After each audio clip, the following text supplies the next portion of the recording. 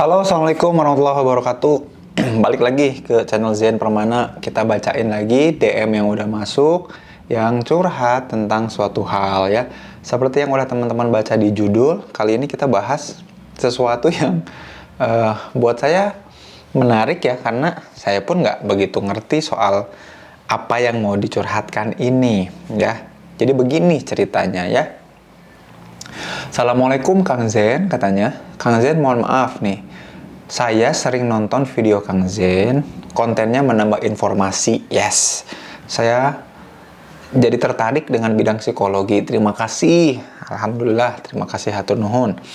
Kang Zen, saya ingin meminta pendapat Kang Zen tentang bisnis MLM, katanya. Kakak saya ada yang bergabung dengan MLM sudah sekitar 8 tahun katanya.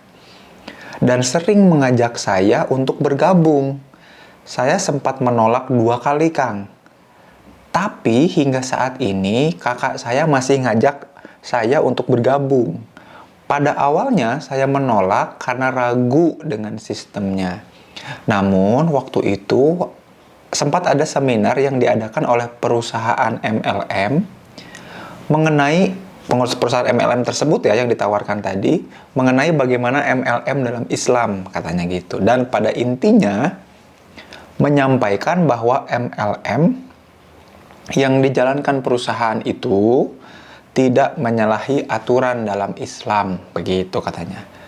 Mengenai bagaimana MLM dalam Islam, saya pun masih mencari tahu lebih dalam, kata sahabat kita yang DM ini ya. Karena saya ragu dan pandangan orang-orang di luar masih banyak yang memandang negatif pada MLM. Sehingga saya memutuskan untuk tidak bergabung. Namun kakak saya sering sekali mengajak saya untuk bergabung. Mungkin karena peluang saya cukup bagus.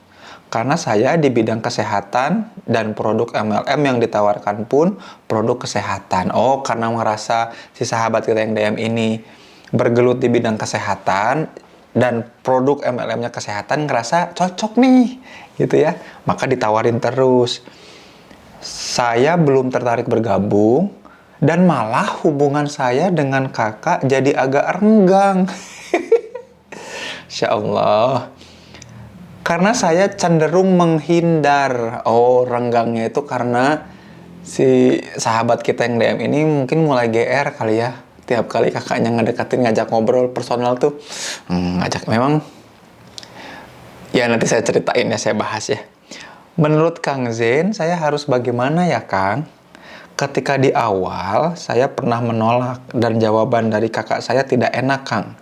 Beliau menganggap seperti tidak pernah dihargai oleh keluarga sendiri. Wow.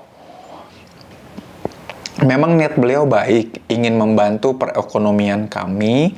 Namun di antara kami sampai sekarang belum ada yang tertarik untuk aktif menjalankan bisnis tersebut. Ya, begini teteh-teteh ya, sahabat yang DM ini. Begitulah memang kondisi di mana jadi gini ya, salah satu hal yang membuat saya juga kemudian enggan ikut MLM karena adalah gini, karena diajak bukan karena bisnisnya. Sebetulnya ya, saya nggak begitu paham baik dengan bisnisnya. Saya pun mencoba untuk cari tahu selama produknya jelas, kemudian halal. Jadi produk jelasnya tuh kita ketahui prosesnya, jadi toyib lah, kita pastikan baik prosesnya, bahannya, kemudian cara pendistribusiannya, akadnya, pokoknya barangnya jelas dan sistem kerjanya jelas. Jadi MLM itu kan multi level marketing. Jadi marketingnya yang pakai level-level. Kita ngerekrut orang untuk supaya orang ini nyebarin lagi, ngemarketingin lagi dan macam-macam ya. Jadi multi level gitu. Ya secara sistem selama itu jelas barangnya, yang dijual halal, akadnya jelas, bagi hasilnya jelas atas effort dan usahanya ya, bagi hasil atas upline sama downline-nya jelas, ya aman sih menurut saya. Boleh-boleh aja itu. Apakah saya pernah ikut MLM? Enggak. Nah, justru saya memilih untuk tidak ikut MLM karena sering mendapati orang-orang yang ngajaknya tipenya kayak gitu. Tipenya yang maksa, kemudian tadi menggunakan alasan-alasan personal ketika ditolak.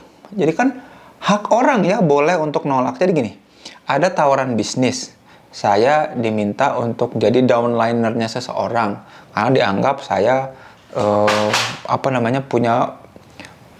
punya kegiatan dasar di bidang kesehatan. Jadi cocok lah misalkan gitu kayaknya.